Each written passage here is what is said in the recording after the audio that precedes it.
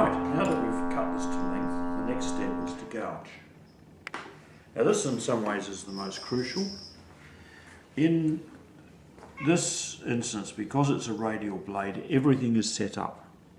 I don't have to worry about adjusting and setting and all those sorts of things that people with other types of shapers need, gougers need to do.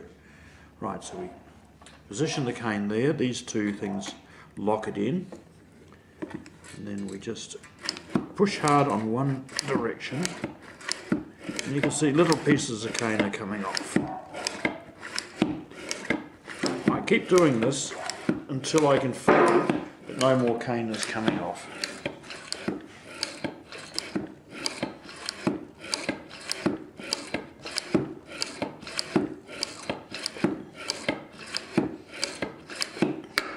Every so often it's a good idea to clear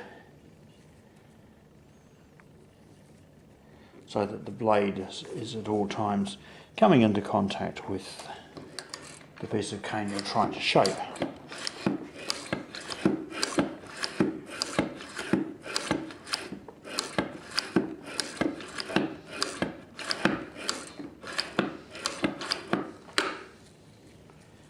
Right, that's one side. Now I turn it over. It's a good idea, sometimes you get a little bit of extra cane off that. This machine is made by Reeds and Stuff. A chap called Hudo Heng, who's an oboe player, who believed that the standard equipment that people were using to gouge was just not good enough, and he has redesigned the equipment to give him the result that he wants, and he's now a world famous supplier of these things. So that's a piece of cane that's basically being gouged to the right thickness. If you hold it up to the light there, you'll see it's a little bit thinner in the edges than it is in the centre. Right, so we'll do another one. Lock it in. Now sometimes they slip out. If they slip out, it may mean that the piece of cane is not lying flat in the bed, in which case you might as well discard it, because you'll never make a reed with it. Well, you should never say never, but the odds are that it won't make a good reed if it slips at this point.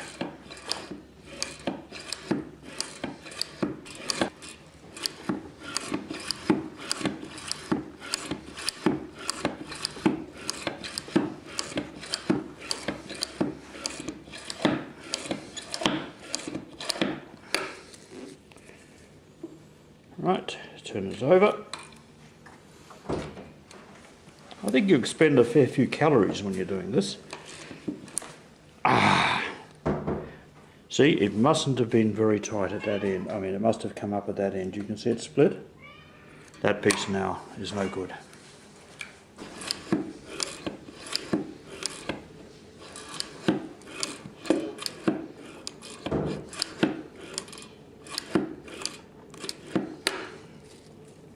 This piece, as you can see, bows a little bit. It may be difficult to make a reed with, but I think the bow is not too bad, so we're going to keep trying with this piece.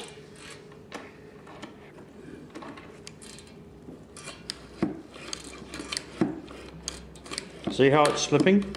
It means it's not flat in the bed.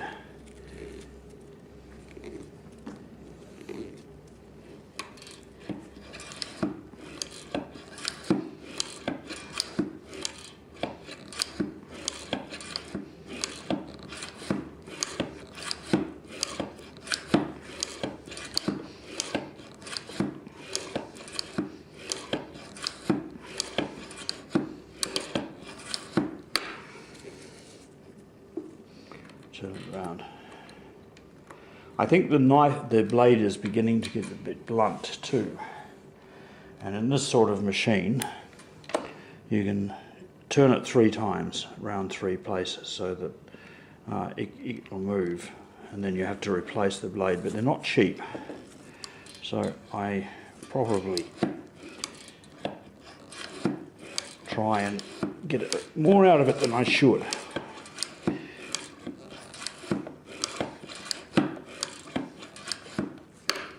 I think that's about right.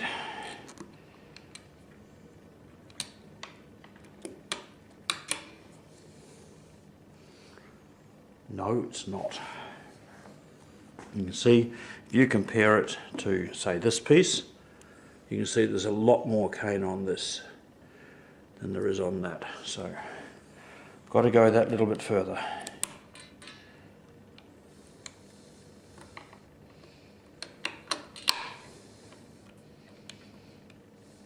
It's not locking in. That's it.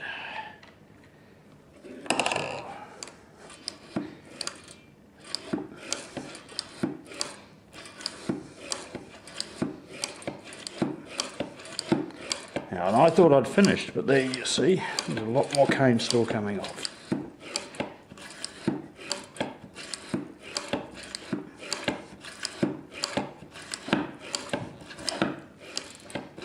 Now that's it. When you hear this wheel actually hit this piece of brass here, it feels quite different when the cane's the right length, so I mean the right thickness, then you know you're at that point. Now if you look at it now, it's much better. Stop it. Right, the next step and the final step that I do before selling cane is to put it in the shaper. This is also made by Reeds and Stuff. Now it fits between these guides here, and that's a stop, so that the blade doesn't end up hitting back in here. So when you're sure it's straight, you bring this down like that and lock it into place. And then you just grab these and you just pull like that, and you can see that it follows the template that's underneath and just cuts the piece of cane to size. It also does something else that's very interesting. There's a little blade in the inside of the top, which I'll show you, under here, and that scores the centre of the piece of cane. So you can see a score mark there. And what that enables you to do is to get your thumb or some other object and just bend it like that. Now a lot of people, when they sell cane, they like to bend them and have that all, they fold them and bundle them together like that. I prefer not to. I like to sell it straight, unbent, so that it doesn't come adrift in sending.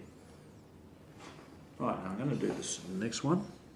So just bring this up to where the stop is, but you've got to make sure that you're inside the guide as much as possible, because you're going to be following the template.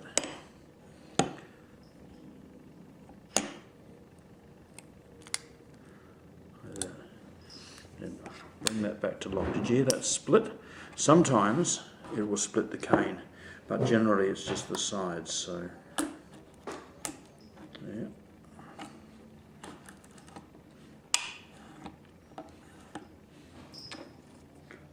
Usually just once is enough, but occasionally you might need to do it 2 or 3 times. Now let's see if this is split. You hold it to the light. I can't see any split. It's a bit hairy down the side. That won't really matter, or it shouldn't matter, because you'll be... Now I'm going to actually do this again because it is a little bit rough. Now the difficulty then is to line that centre line up.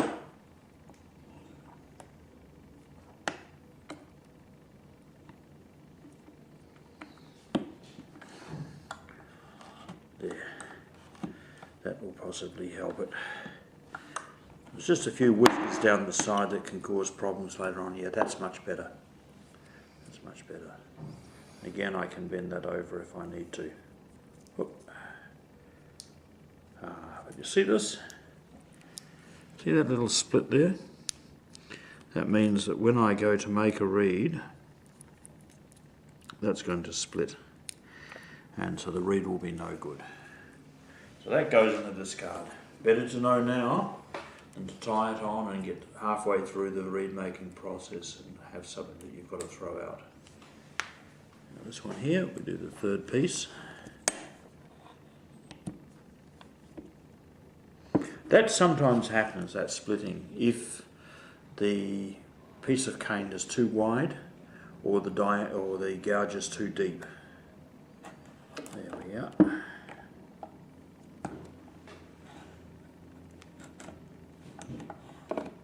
Much easier than doing this the old way, that's for sure. There we are, that's beautiful. See? Nice and symmetrical. Nothing hanging out of the edge, no splits. There we are, so that's another piece of gouge shaped cane done. Basically I sell my cane either through my website or sometimes on eBay. I like to sell it for $30 for 10 pieces because, as you can tell, it's quite labour intensive, and I am very particular about the type of cane that I buy, and I believe I only sell the best. Now, if you have any questions or comments, please do leave them either on my homepage or you can even leave them on my Facebook page.